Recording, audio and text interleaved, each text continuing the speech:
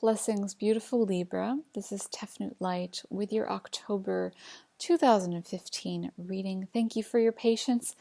I know you and I were very connected because you had your retrograde in my sign. Anyways, so yes, we had a Mercury retrograde, which is a sign of Gemini or Virgo, and retrograde in your sign. So yeah, I hope you enjoy the energy because it was very interesting. It's like you're rebalancing yourself in communication, relationships, definitely communication because Mercury is communication and then your sign is Venus.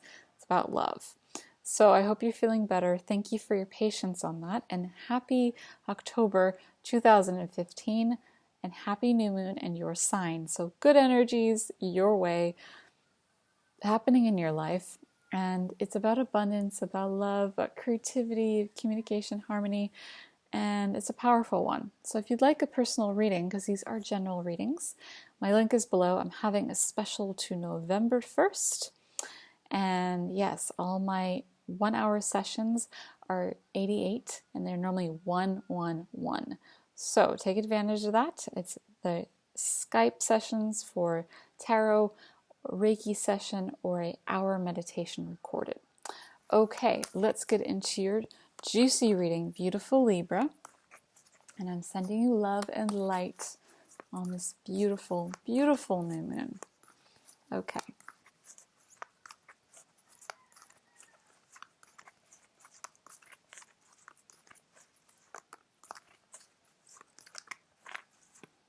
Feeling the balance and grounded nature, and flowing with that energy. And finding your balance again, which you did. You're always in balance. If you're not in balance, you're trying to become in balance. Trying to balance yourself out. So, okay, the first card that comes up for the beginning of October 2015 is Einstein, inventor, the knower, the sage of crystals. So you have a crystal energy. This is about inventions. This is about scientific experiments. It could also have to do with scientific knowledge of the universe, or just really mastering your thoughts. Interesting. During the time of a Mercury retrograde. So it was about communication. It's crystals, so it is air energy. It's also earth energy though too. So it's balancing that earth and that air out for you. And I feel you're going to be making some inventions and writing them down, or you have some amazing ideas, some amazing insights, like boom, there it is. Write it down. You could be doing some kind of project, but it's not time to really publicize it yet. It's like putting the ideas down on paper and then making plans for the future. So it's like your thoughts are like, they could be, and you're like, okay, but you know what it's all about, even though the clarity hasn't quite come in. But the crystalline energy will give you that clarity, especially around the 7th of this month. So trust the energy, because clarity, inventions, and genius energy are there for you and available. So it's like creative knowledge and thought and wisdom is there for you. So again, it's about writing, it's about speaking, communicating. It's about the relationship to yourself and finding the balance, how you communicate with yourself, how you communicate your needs, and how you communicate how you are able to be in balance with yourself and the universe and all around you. So Einstein is there to help you. You will have an invention coming your way, and you're going to be showing it to the world. So trust the energy. All right, so the middle of the month for Libra, beautiful Libra, October 2015. That's a good card. Just make sure you're grounding your thoughts and not over-analyzing. But it's really mastering your thoughts. It's what this Mercury retrograde was all about in your sign. Mastering your thoughts for yourself. Mastering them. That's what comes up. You are mastering them. At the end of that retrograde, you're going to be like, oh, this newfound freedom, newfound wisdom. I am the sage of crystals, and that's you, sage of thoughts. And the sage is the master, but don't get too cocky with it. I'm just being silly. Okay, so the middle of the month for October 2015 for the sign of Libra. Let's see what wants to come through.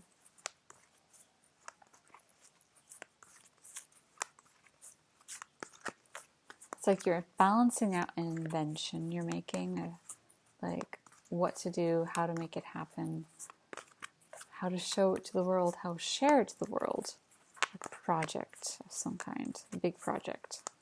That's what I'm feeling from that card. It's just flowing through me. Okay, this is the next card that wants to come through. It's courage. So this is 7. So sage and 7. 7 is a very spiritual number. It's the most spiritual number in the universe, besides 11 as well.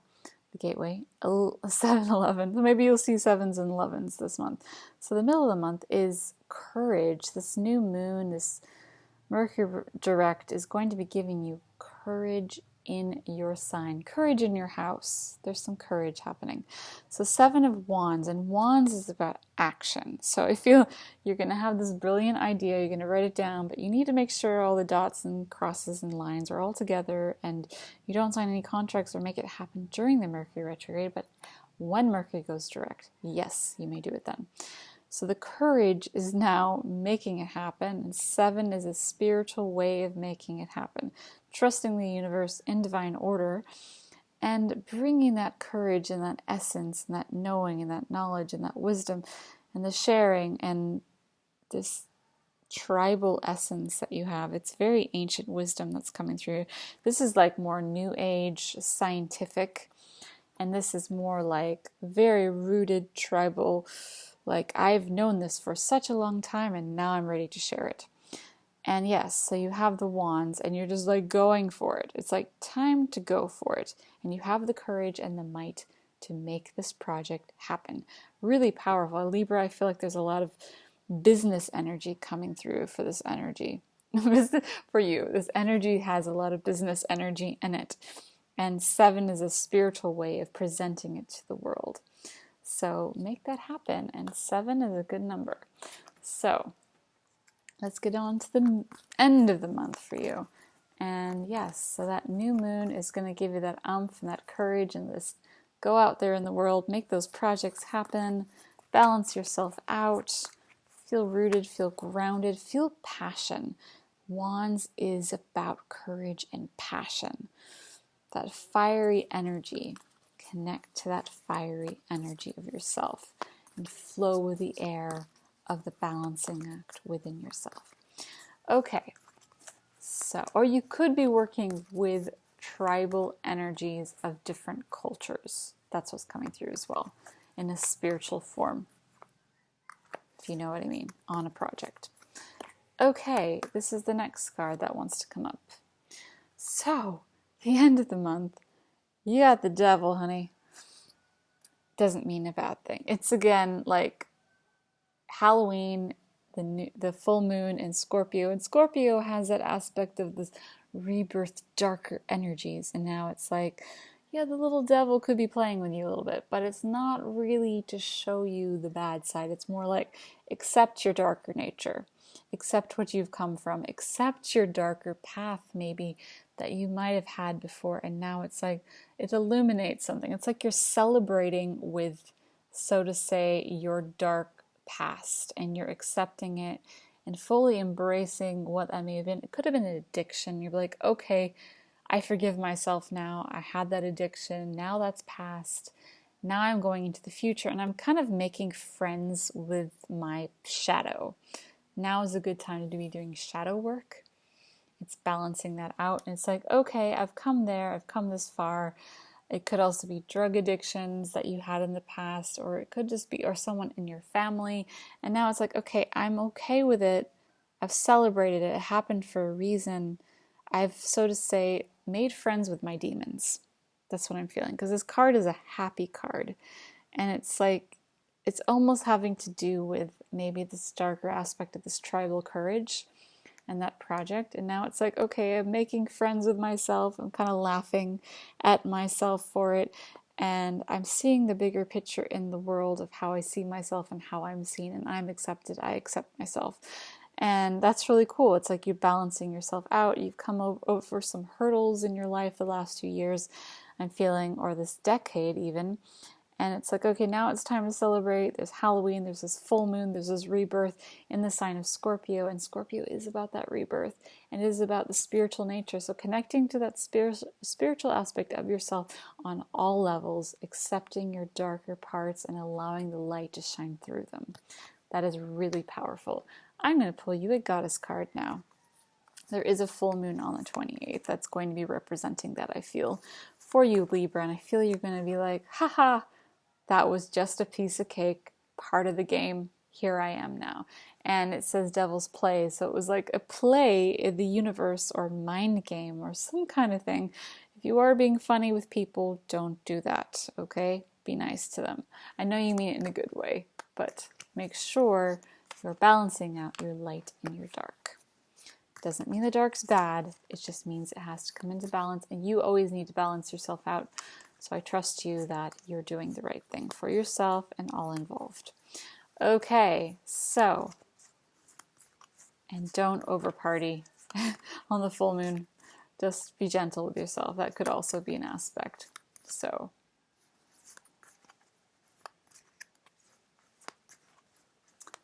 or this could mean that you want to be the devil for Halloween, just to allow that aspect of you to be, so to say, let that die and let a new part of you be reborn. I feel like every year it's nice to dress up as something, to either birth it or let it die and allow it to just be inspired by something from your past. And it's like, oh, here, like, do something and express it. Like, you are a very creative person, so expressing your darker side might be a good thing through costume.